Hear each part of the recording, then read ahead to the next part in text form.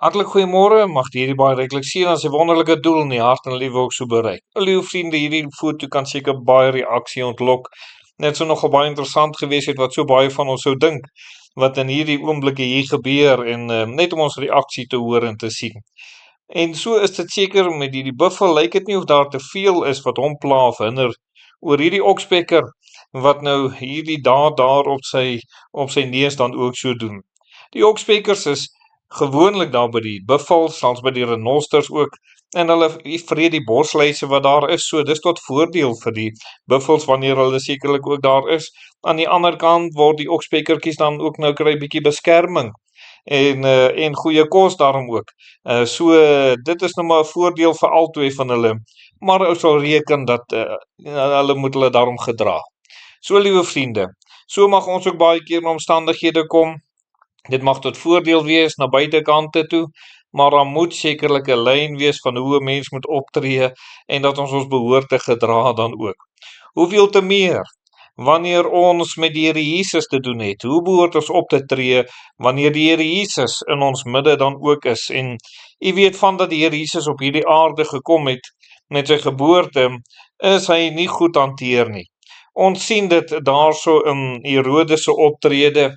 In Matteus 2 vers 16 staan daar, toe Herodes sien dat hy deur die wyse manne mislei was, het hy baie woedend geword en gestuur en in Bethlehem en al die omstreke daarvan, al die seentjies van 2 jaar en daaronder laat ombring, ooreenkomstig die tyd wat hy van die wyse manne uitgevra het. So liewe vriende, Herodes het eers 'n slinkse plan beraam om uit te vind waar is hierdie nuwe koning wat aan die kom is, en hy was bekommerd oor sy mag en oor sy aansien gewees. En liewe vriende, en toe die wyse manne nou nie terugkom nie, ons weet dat die Here hulle gewaarsku het om nie terug te gaan nie, en hulle het nie teruggegaan nie, en toe hulle nie terugkom nie, toe doen hy hierdie geweldige daad. Hy was bereid om soveel kinders dood te maak, terwille van sy eie mag, terwille van sy eie aansien. Met hierdie veragting het hy die Here Jesus sekerlik hanteer, en hy het nie daar aan die Here hierdie eer bewys nie. Ou kon vir jouself dalk vra, hoe kan dit nou maar wees dat die Here Jesus wat nog 'n babietjie is vir hierdie koning wat nou nog net soveel jaar in elk geval kon regeer, hoe kon dit vir hom so groot bedreiging gewees het? En weet jy, liewe vriende, en so is dit baie keer wat mense vandag nog terwille van mag, terwille van aansien, die Here met veragting hanteer, en hulle weet nie dat hulle sekerlik sonde doen en dat hulle planne in elk geval nie sal suksesvol wees nie. Daarom is dit so nodig dat mense sal aan die Here moet oorgee ook.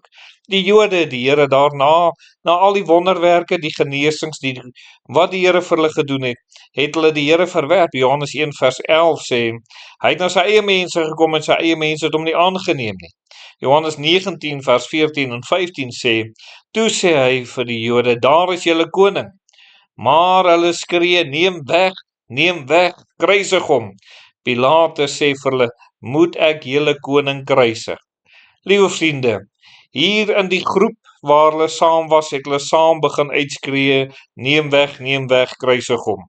As gevolg van die emosie wat daar in daardie oomblikke was, hanteer hulle die Here met veragting, en hulle was bereid om hom dood te maak. Weer 'n keer, liewe vriende, hier was 'n aanslag sekerlik gewees. Hulle het net hierdie begeerte gehad dat die Here moet doodgemaak word.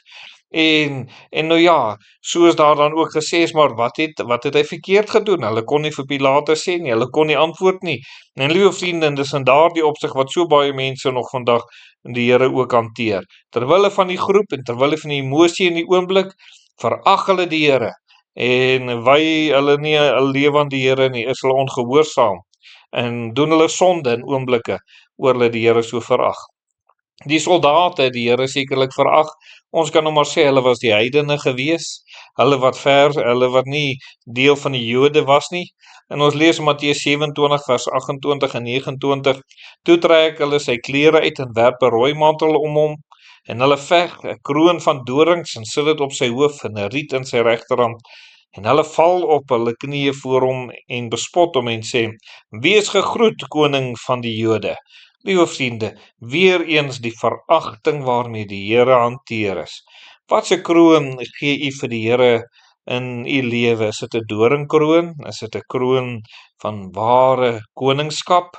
Is dit die kroon wat jy in die Here gee, of is dit daardie doringkroon? Daardie riet wat geen staf of 'n scepterstaf is nie, liewe vriende. Gee u dit? En liewe vriende, spot u wanneer u knieë voor die Here buig? Spot u, of is dit in eerbied en aan aanbidding? En mag ons sekerlik so in die regte verhouding met die Here wees, en mag u die Here ook so dien. Kom ons bid. Ons dierbare Here, ons bid vir elkeen vandag wat weet, hulle moet hulle lewe ook so aan U wy. En hulle wat dit nie doen nie, mag hulle tot inkeer kom, mag hulle tot sondeoortuiging kom en hulle bekeer. Amen.